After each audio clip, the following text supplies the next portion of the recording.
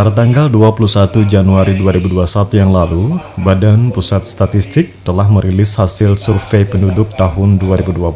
Diketahui jumlah penduduk Indonesia per September 2020 sebanyak 270,20 juta jiwa atau bertambah 32,56 juta jiwa dari survei penduduk tahun 2010. Kontribusi pertambahan penduduk paling besar disumbangkan Jawa Barat mencapai lebih dari 5,25 juta jiwa. Diikuti Jawa Tengah sebanyak 4,13 juta jiwa dan Jawa Timur sebanyak 3,18 juta jiwa. Namun secara keseluruhan, laju pertumbuhan penduduk mengalami perlambatan dari tahun 2010 yakni sebesar 1,49% menjadi 1,25%.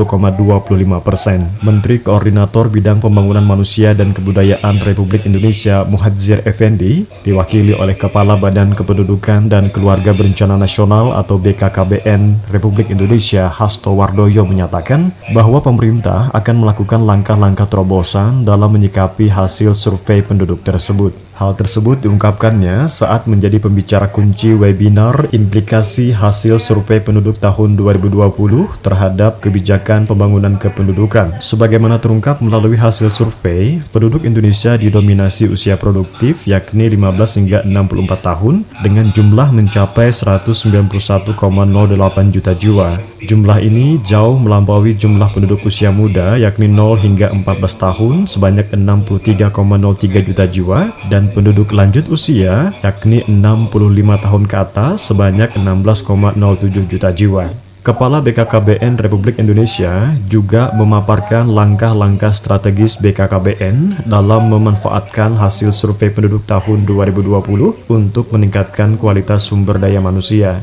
Demikian juga pembicara lain dari Kementerian Pendidikan dan Kebudayaan dan Kementerian Perencanaan Pembangunan Nasional atau Badan Perencanaan Pembangunan Nasional pada webinar yang dimoderatori oleh Deputi Bidang Koordinasi Peningkatan Kualitas Kesehatan dan Pembangunan Kependudukan Kemenko PMK Agus Suprapto. Turut hadir dalam webinar ini dari pemerintah Kabupaten Banjar, yakni Kepala Dinas Kesehatan Dr. Diaudin, Kepala Dinas P2KB P3A Siti Hamidah, PLT Kepala Dinas Pendidikan Riza Dauli, dan perwakilan Kepala Bapedalitbang Kabupaten Banjar. Tim Liputan Kominfo Banjar melaporkan.